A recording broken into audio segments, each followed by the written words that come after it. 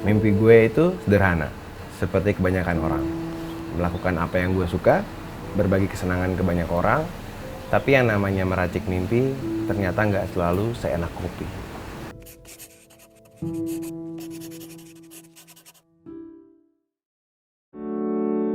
Halo, saya Dirga dari Jakarta Selatan, pemilik usaha Klaus Coffee.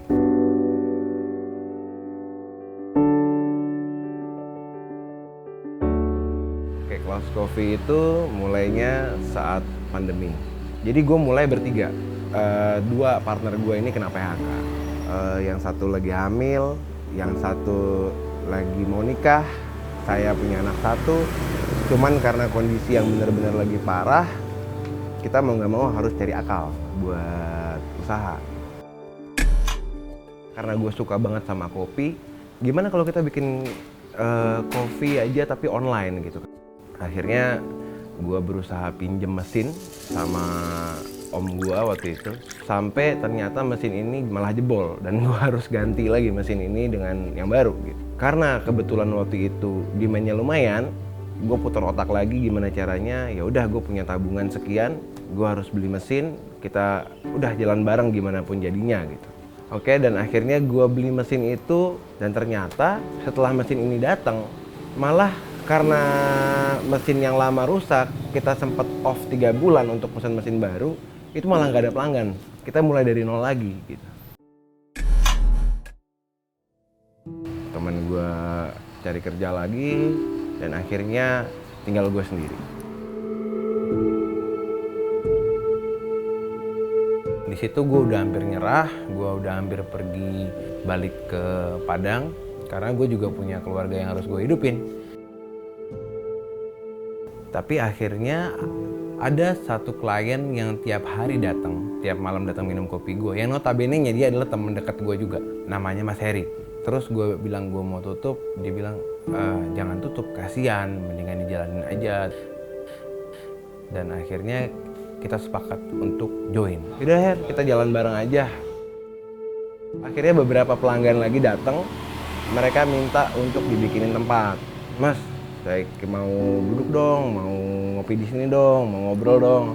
Akhirnya gue sediain lah sofa di depan mesin kopi gue. Waktu itu masih di garasi, ada depan sama mesin. Jadi mereka duduk, gue surfing langsung, gue ngobrol langsung sama mereka. Nggak kayak coffee shop pada umumnya. Dan akhirnya mau nggak mau, gue sediain meja mereka. Waktu itu masih 2 meja, masih 8 bangku. Dan itu tiap hari penuh. Kita buka gerbang, banyak orang yang mau datang, nggak ada tempat, dan terpaksa kita beli tempat lagi. Kita beli bangku lagi, kita beli meja lagi.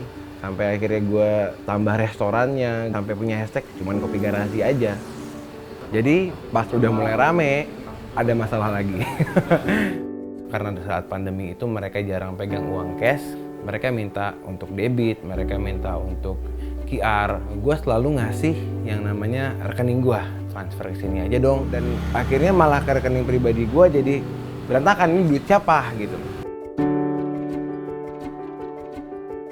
Jadi gue mulai bingung nih gimana cara ngadepin masalah ini. Ya udah, gue ajak Mas Heri diskusi, biasanya dia lebih ngerti yang kayak gini-ginian. Ya udah, akhirnya gue serahin sama beliau. Mas Her, sini.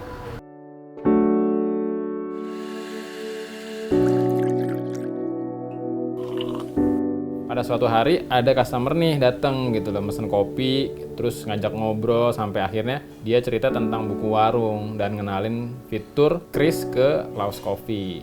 Ya udah, kita coba deh daftar dan pakai Kris buku warung. Semenjak pakai Kris, pembayaran jadi gampang banget. Uang masuk itu lebih teratur, nge-track juga gampang gitu. Pelanggan juga bayarnya lebih mudah. Mau pakai bank apapun, e-wallet apapun, tinggal scan aja. Sebelumnya saya pernah pakai kris bank lainnya, itu bisa dibilang proses uang masuknya itu terakumulasi keesokan harinya, jadi kita nggak bisa melihat secara terperinci sih. Nah, si buku warung ini yang bisa dibilang sangat memudahkan si Klaus Coffee. Pesan-pesan gue buat sama pejuang, lo harus konsisten dalam menjalani usaha lo. Yang penting itu konsisten, efisien, sama yang penting lagi ikhlas lo ngejalanin usaha itu. Dan untuk Klaus Coffee mungkin ke depan kita akan udah mulai buka cabang di Bukit Tinggi, Sumatera Barat. Salam dari Dirga, peracik mimpi di Klaus Coffee. Mampir ya.